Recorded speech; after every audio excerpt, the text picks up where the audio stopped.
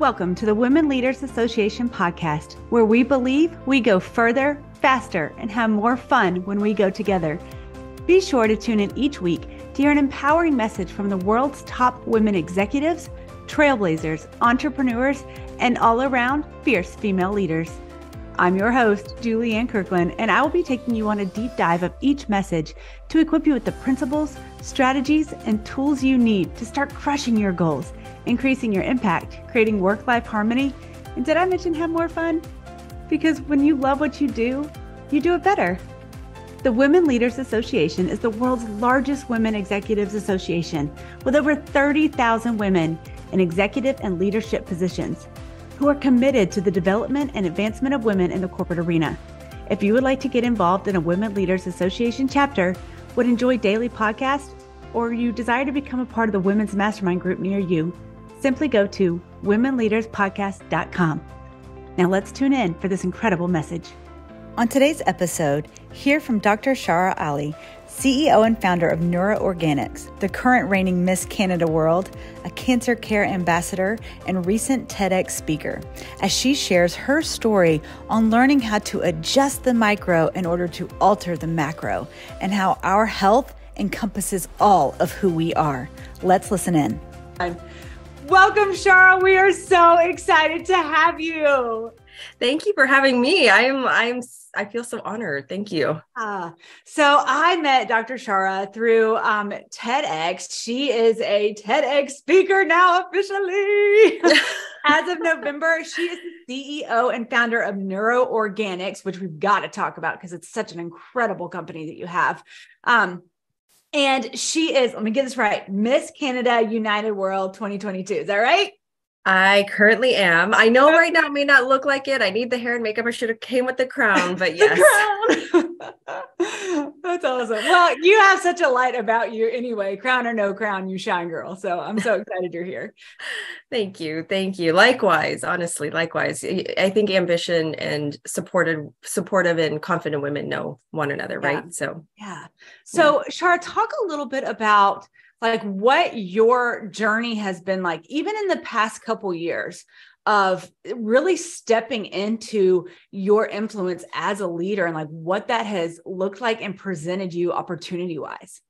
Yeah, that's a really great first question. I think, in general, people look at life, and this is just how we're socialized, I think, to look at the macro. You go to school, you get married, you buy a house, you have kids, you drive this car. It's all the things that we can see. And while all of those things are really important and really fun and really have their own prestige, depending on what's important to you in life, I find that my success actually came from the micro, the things that we don't see, the things behind closed doors, like out there in the world, you look all happy, you're having a great time. And behind closed doors, the stress, the fear, the loneliness, the fill in the blank hits you.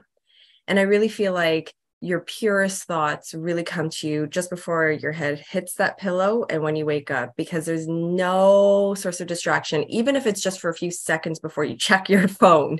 Yeah. And and I think those are the moments that I've had to heal from in order to have the grace to have, and it's a pivotal time because while I was working on the micro, it sort of coincided, the healing actually coincided when I was finishing my MBA and my doctorate degrees at the same time, starting the company. And, from there, it started to just grow. It was hard. Sure. It was hard. She's like, I don't want to pause. It was hard. It was hard. Like it all capital letters. Yeah. However, I subscribe to a quote by Denzel Washington: ease is the greatest threat to progress and hardship. Let that sink in, folks, because I promise you, now that I'm on the other side where business is, going well, my clients are doing well. I miss Canada. I'm also the cancer ambassador for Grand River Hospital, which is out in Canada. I just walked New York Fashion Week, but it's just, those are the macro. And in order for me to have the grace to handle that, I had to go through the hard and really look at myself in the mirror is what it came down to. And I don't think anybody likes to do that except for, hey, I just graduated. Hey, I just got this new car. All of the macro. Yeah. you know? So that within itself, I think allows me to say those macro pieces of me are a part of me, but they don't define me. That's right. Yeah, that's so good. So what, as you know, when you were walking out on that stage and I'm assuming, I don't know, but I would be like having all those feelings, both on stage as Miss Canada before you were crowned, and then also in the TEDx, like, what were those feelings like? Were they the same kind of butterflies, or was it totally different? Like what went on inside for you? You know what? That's such a good question. I will say both events made me have to use my mind differently. So it was a very different experience, at least for me. So for the pageant, you know, I'm not going to lie, I'm very open about this. When I actually went into the pageant, it was to actually implement my mental health business there. And then I became a pageant girl.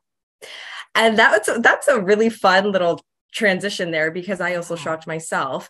But the amount of work, like at first I was very Sandra Bullock about it. Like, I want world peace. It was I was one of those. And when I played the part, and I had some of the best coaches, the best. And I gotta say, I have a newfound respect for even how a person walks. I didn't realize how, first of all, bad my posture was, but second of all, the grace in each of the competition zones, that, like, it sounds simple, it might even sound silly. Because when I was playing like the Sandra Bullock role here, I was like, oh, this is nothing. It's so hard. Yeah. And this competition actually, I think, expanded my brain in such a way, because for women, it is such a great competition. It tested your interview skills, your speaking skills, your walking skills, your presentation skills, your ability to hold grace and dignity, even when it's hard and nerve-wracking. Yeah. And I will say, even the way you speak, it's a different lingo. So my brain wanted to give like 5-minute answers, and my coaches are like, just stop talking. Yeah. So, and it was very concise and precise, and it was a package deal. And so that within itself, I'll never forget.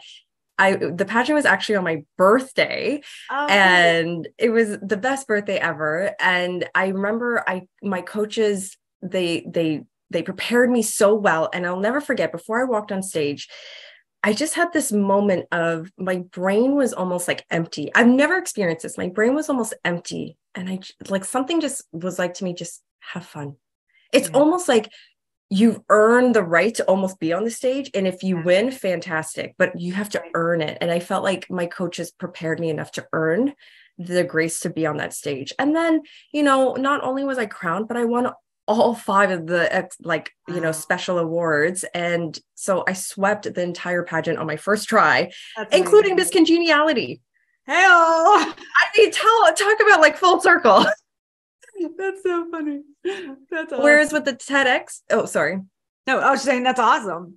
Oh, thank you. And then whereas with the TEDx talk, it was, my brain also went back into academia, and my coach was just like, stop it, because your brain almost has a default depending on, I suppose, the industry you're in. Yeah. And that talk I was very nervous for, because I just really respect the stage and what it brings to such a wider audience. And it's funny, I was nervous. And then right before I went on stage, something just happened. Like, you just kind of, it clicks back into you, and your resiliency and your tolerance and your almost, adrenaline, everything just shows up for you. And it's such a demonstration that although the 2 opportunities were completely different in experience and process and preparation, it goes to show how much you can count on yourself. But I feel like in order to count on yourself, you got to go through that hard. Yes, absolutely. And just hearing that story on both events, I'm thinking, man, had she not done that inner work that you were talking about, like all of that matters. And we tend to discount it because people can't see it, right? We think, oh, what we do in the dark will eventually comes to the light. And it's because it's in who we are becoming that's the one that shows up on the stage. You couldn't have done what you did on the TEDx stage had you not gone through everything from being a doctor and putting all those hours and all that self-discovery. And, in your TEDx talk itself, you talk about how you had this like life and death experience, and Literally it took all of that to build you to this person that can show up on the stage in that authority. Yeah. And to your point though, Juliet, it's really, there's no way to actually prove this, but I will say, I don't think I would have actually gotten those opportunities if I didn't go through what I went through. Yeah. I really think that life gives you what you can handle in that moment. And when you've earned, once you earned your way in the process. Yeah. And I will say this, let's just say I got those opportunities before I went through what I went through. It wouldn't have been a blessing. It would have been a burden, if I'm completely honest. Yeah. And I wouldn't have known how to handle the win, the loss, the anything. And I really caution people when they haven't worked through themselves, you almost build ego. And ego's not sexy. Right. So not. And I don't think it is. I think to be humble, I don't think it is. You could be, confident, but humbly confident, I think goes such a long way compared to, I won this crown, I did this, I did that. I mean, I wasn't ever really like that, but I can see that being a potential for somebody to maybe go like, wow. Right. And, so I caution people sometimes when things don't go your way and you might get rejected, or you're like, oh man, I was up for that part, but I didn't get it. Sometimes we're so focused on what we want in that moment, that kind of destination, but like life, and whether you're spiritual or not, you believe in the universe, whatever, I feel like it just prepares you. Like there's this journey that life prepares you for what you want. So even if it's like not today, that doesn't mean no, it just means not right now, because you may not be ready. Yeah. And, earlier you talked about this grace, and again, like when we are able to show up with grace for others, with grace for ourselves, and that, sense of humility without judgment, it opens us up to see things in a new way and to experience people in a new way. I think we can't truly love, and society all right now is about inclusivity, like it's great, but really we have to start inside, and like, do we love and respect and honor who we are?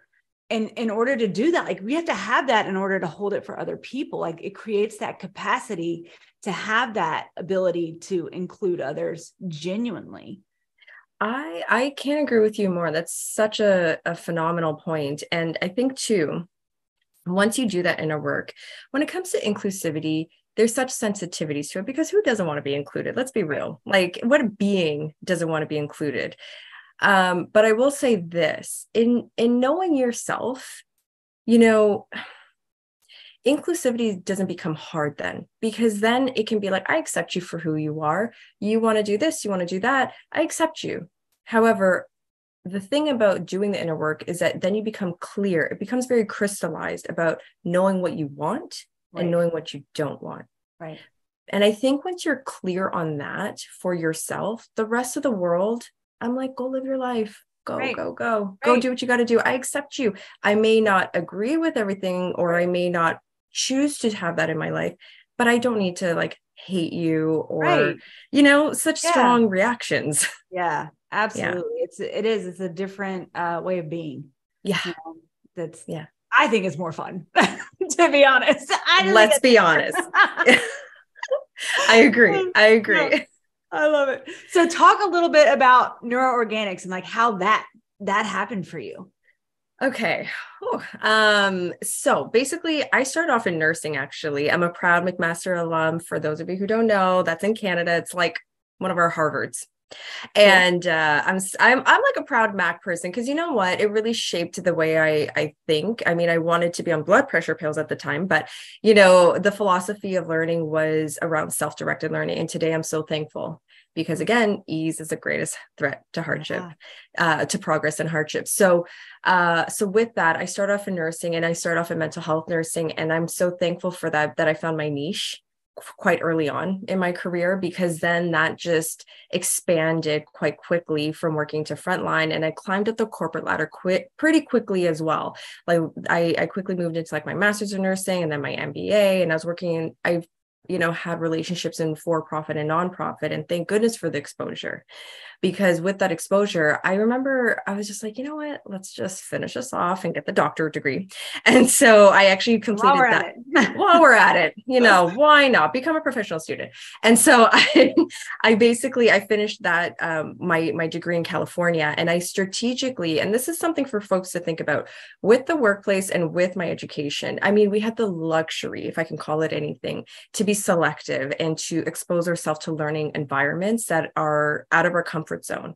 Mm-hmm. And so I strategically did that. I didn't stay in one job and do all of these degrees. And I, even in the learning environment, some of them were hybrid, some of them were in class. And of course, my doctorate degree kind of became more online just because of COVID, because I graduated in 2020.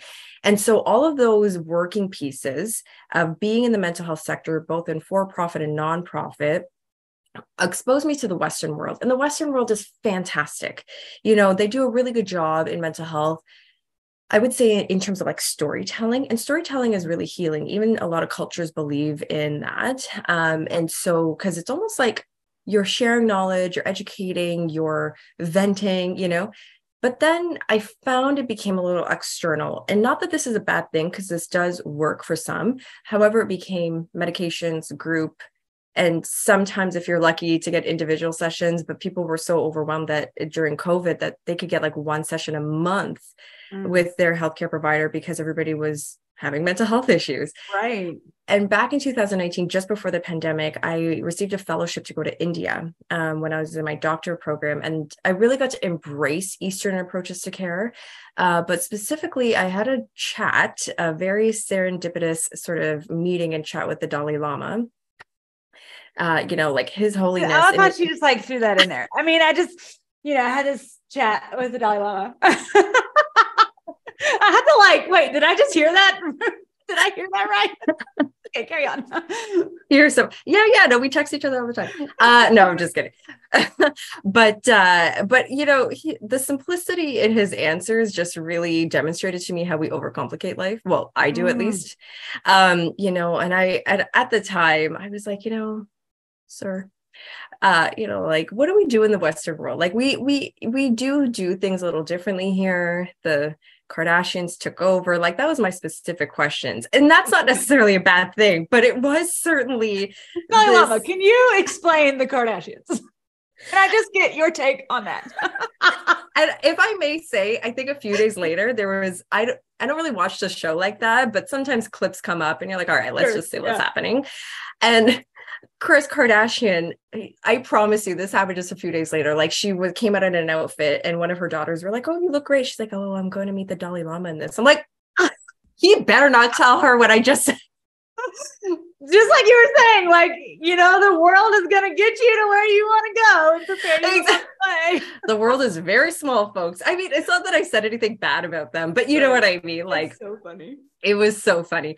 And I was just essentially we had a conversation about mental health and wellness. And I was just like, what are we doing wrong? Like, what would you do in this situation where everybody's sort of a bit scattered? And looking externally for help. And he just started to laugh. He has the cutest little laugh. I can't impersonate it because it's so unique, but it's very cute. And he just said, you have a sixth sense. And I was just like, what? And basically, and it's the simplest thing, he's basically talking about your gut.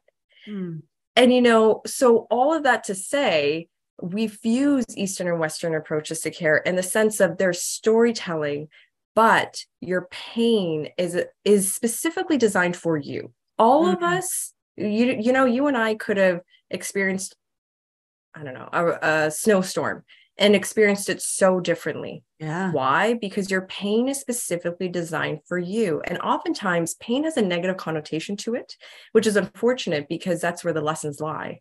Yeah. And often, and so it's really, even with myself and with my clients, it's really okay, sometimes pain can drive you into success, but now it's time to heal. And in that healing, it goes back to what I started off with, this whole conversation about that micro sort of approach to care. And the thing about it is that remembering that I met him in 2019 and my healing itself actually began in 2020. So, I also really like what Steve Jobs says. You can't connect the dots looking forward, but you can looking backwards. And it's sort of dynamic and even my own personal experience with healing in the sense of how the stars aligned, because without that bit of information to sink in to my whole experience of healing for the next 8 months, I don't know if I would have healed, if I'm honest. Yeah. And I only say that because I tried the Western approaches to care, and it was good until I realized I was just letting stories off of my chest, and I wasn't willing to do like the meds, the other, like I don't want to go external. I wanted to work internal, and that's what Eastern approaches to care does. And the last thing I'll say here is that because of the fusion of Eastern and Western approaches to care, we actually focus in on 4 key relationships that throughout time have caused the most contention, and they will continue to cause the most contention. The first one is neuromind, the relationship you have with yourself. 99% of people are their best enemy, Truth. Let's start there. Let's start there, which is so unfortunate. And the second relationship is neurosex, the relationship you have with others, your partner, your parents, your family, friends, whatever. And the thing about it is there's 2 things here. I always say you can do all of the mental health work you want in your life and mess it all up with having the wrong mindsets around you. That's so key. Yeah. Those mindsets are it's like wealth. Yeah. Oh, yeah. Oh, it's so essential. Yeah. And, the quality of the relationship you have with yourself and others will determine the quality of your life. So you have to be very strategic, right? And once these are compromised, as humans, we seek control because we feel unstable. And the first thing we have control over is either our physical body or our physical space. So the third relationship is neurophysique. I have a lot of people that come to me that want to overeat, undereat, substance use, Botox filler, hoarding, OCD tendencies. And quite frankly, I don't care what you're doing. I care about why you're doing it. And oftentimes it's through pain, and the health of these 3 relationships will cost you. Taking us to our 4th relationship, neurofinance, the relationship with your finances. It's so easy, and we're almost conditioned to fill up your Amazon cart in the middle of the night, go out with your friends because you think you've earned that wine after a hard, day. And then in the moment, it's like this instant gratification. And then the next morning you're like, why did I do that? Because it actually is not healing. That's right. They're band-aids, and then it sort of just perpetuates a negative cycle across the 4 relationships. Yeah. So we see a lot of success with our clients, and so that's sort of how we fuse things. And it's just a really interesting approach to care. It's not for everybody, but it definitely has been successful for those who have engaged with it. Yeah. Wow. That's so great. All right. So as we are landing this plane, everybody, no worries. We are going to have all of her links right here in the show notes so that you can connect with her. Once her TED Talk is out, we're going to relink that. So you'll be able to have access to that as well. Get out there and support her and share her message. But Dr. Shara, what is one piece of advice or motivation or inspiration for that leader who is kind of on this precipice of walking into her greatness, but maybe perhaps is holding back, is afraid, and has that timidity? Like, what is your piece of advice for her? There is this movie that says, the title is Act Like a Man, Think Like a Man, Act Like a Lady. And I know that's related to dating. However, I'm going to say some women are conditioned to, if they speak up, oh, she's a bitch. If she backs out, oh, she's so soft, she doesn't know. And you almost feel sorry for her. I think one must, obviously heal within themselves, but women are very smart. The way our brains are created is phenomenal. Yeah. And so if we can find the confidence, and you don't have to be rude about it. It's not like, I'm here. Right. It's more like knowing that you have the working knowledge to do this. If you find yourself stopping yourself, you almost need to be like, would a man stop themselves? Yeah. Think like a man. act like a lady. And I promise you, you will not fail. Because the thing about it is that men are unapologetically confident. You know, there was a study where women, they kind of fall in these two categories. You're either too much, like too boss, too out there, too whatever. And then too little, like you're not enough, you don't share enough, you're very quiet. And we're both stigmatized. Right. And then whereas the man, the study found that men are 30% more confident than they should be. And when that's pretty significant. And when the women are asked, you know, like, how are things going today? They name everything that's going wrong today. Oh, I could have done this better or that better. A man says like, oh yeah, I'm crushing it. And men actually notice that women only point out the negative, and they're like, why do they do that? You don't, we're so conditioned that way that one must do that inner healing, but remembering, would a man respond this way? And oftentimes they don't. And we don't need to do that either. We do not need to be inferior. We do not need to undermine our efforts. And we don't. And sometimes if I'm like, oh, I don't know if I like my hair today, sometimes we're just like, no, it's gorgeous. You're almost like looking for this validation. You can do your own validation, put your ideas out there, and get comfortable with the uncomfortable of being out there. Because men are already comfortable. That's right. That's right. That's so good. That's so good. Thank you so much for your time and for coming on and sharing your brilliance. We so appreciate it. Thank you for having me. That's all for today, my friends. Be sure to give us a 5-star rate and review and hit that subscribe button so you never miss an episode. And if you're looking for more connection, more resources, be sure to check out womenleaderspodcast.com and see how you can get involved with the Women Leaders Association chapter nearest you. Bye for now.